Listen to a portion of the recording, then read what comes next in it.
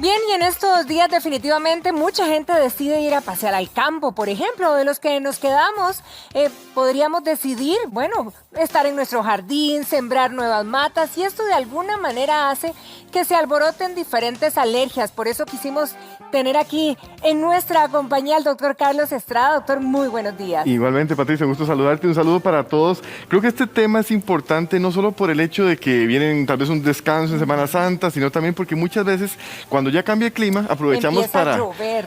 Y inclusive podemos tener exposición al ambiente, que esa palabra es interesante porque el ambiente muchas veces lo vemos como por parte de la piel, que la piel puede tener contacto, también la vía respiratoria. O sea, cuando tenemos cambios de temperatura, por ejemplo, frío, humedad, y yo siempre explico, lo que más afecta los síntomas o aumenta los síntomas son los cambios. Por ejemplo, estar en la casa viendo televisión tranquilo, de pronto digo, voy a aprovechar ahora que termine el programa para ir al patio. Entonces, cuando salgo de casa, tal vez está más frío, está más caliente, y no necesariamente solo es el frío, puede ser también el cambio hacia calor que active un paciente en síntomas como flema, sensación como de picazón de nariz, congestión, y bueno, lo que nunca queremos es que también aparezca como la falta de aire que puede suceder en asmáticos, que son de esos pacientes que yo digo que están ahorita como más vulnerables, porque evidentemente, y esto no podemos ocultarlo, hemos tenido un verano que no ha sido verano, casi que diciembre no se fue, se nos quedó con frentes fríos, con épocas tal vez de lluvias, inclusive este fin de semana. Entonces es importante reconocer que el ambiente está ahí y que nosotros también tenemos que protegernos. Ok, pero empecemos detallando situaciones. Por ejemplo, salgo a hacer el jardín, ¿verdad? Y de repente, bueno, ya incluso cuando llueve esa tierra mojada, ese aroma, todo cambia.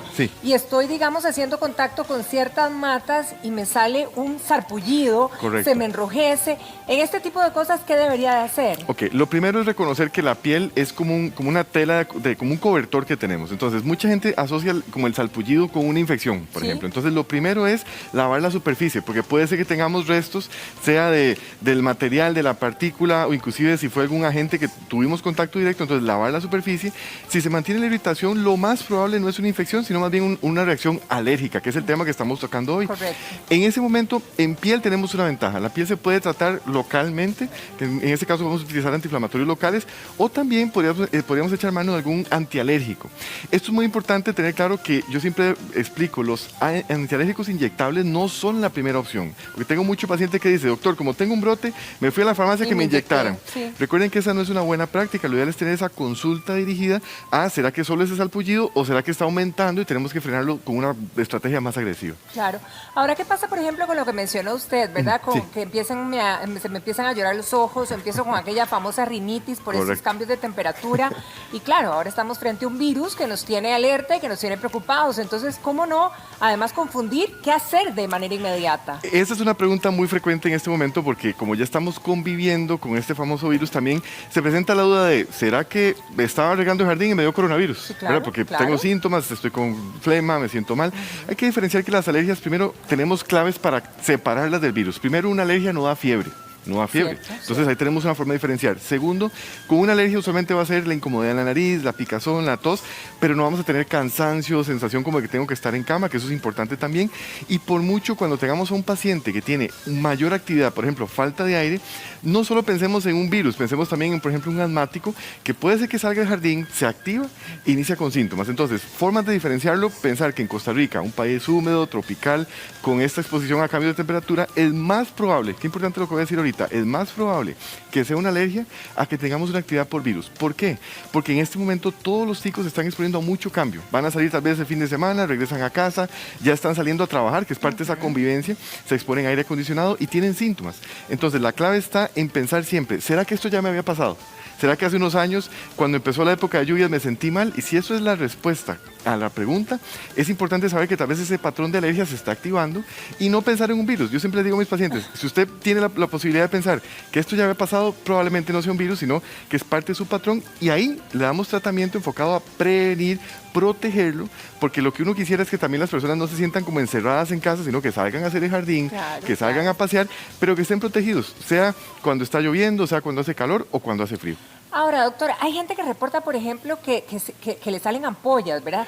Haciendo como labores ahí o estando en el campo, ya sea caminando en diferentes texturas de piso, pero también con las manos. ¿Qué hacer en ese momento? Ahí tenemos que hacer una diferencia, porque ampollas o, digamos, lesiones inclusive en plantas, palmas, Podemos tener una persona que se expone por contacto, o sea, hacemos dermatitis de contacto, por ejemplo, que eso puede ser una situación meramente de eliminar el roce o utilizar protección. Bueno, evidentemente la protección que todos conocemos, zapatos y demás, pero mucha gente ahora, como están aprovechando el fin de semana, salen inclusive descalzos y empiezan a tener esa situación.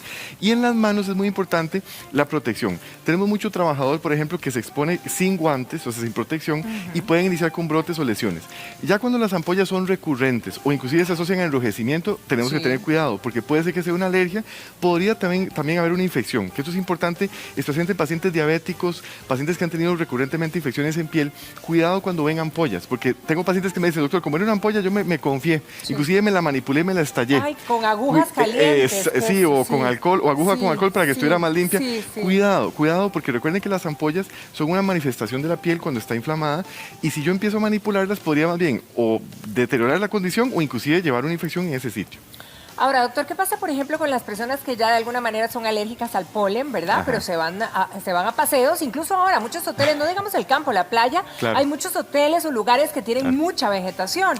¿Cómo prevenir que no note una crisis? Sí, esa es la palabra clave. Yo diría que la primera parte de prevenir es conocerse. Cada uno se conoce y dice, bueno, yo he notado que cuando hago estos viajes me siento mal. Recuerden que el tratamiento, cuando hablamos de inclusive sprays nasales, antialérgicos en forma continua, la idea no es utilizarlos solo en el momento, sino tenerlos como una estrategia preventiva. Un paciente que está protegido se expone a cualquier ambiente y no pasa nada. Pero la mayor parte de los ticos considera normal tener tos en la noche o amanecer, por ejemplo, un día como hoy con un poquillo congestivo, con un poco de flema. No, es normal, porque como siempre me amanezco así, eso se puede tratar y es una forma de identificar a un paciente que podemos protegerlo para que cuando vaya a la playa, cuando vaya a la montaña, no se sienta mal. También es importante, ahora que mencionar la playa, recordemos que en Costa Rica tenemos la costumbre mucho de hacer quemas. Me han reportado muchos pacientes que, por ejemplo, van a zonas costeras y cuando están haciendo quemas empiezan a sentirse mal. Pasa mucho en Guanacaste, Punta Arenas, zonas tal vez del Pacífico, y también el polvo. Por ejemplo, Guanacaste es una zona lindísima, pero tiene muchas zonas con polvo. Entonces, por ejemplo, la gente va a hacer vacaciones o salen y se enfrentan a ese polvo fino que ustedes lo identifican inclusive que está como en la entrada de los locales y demás.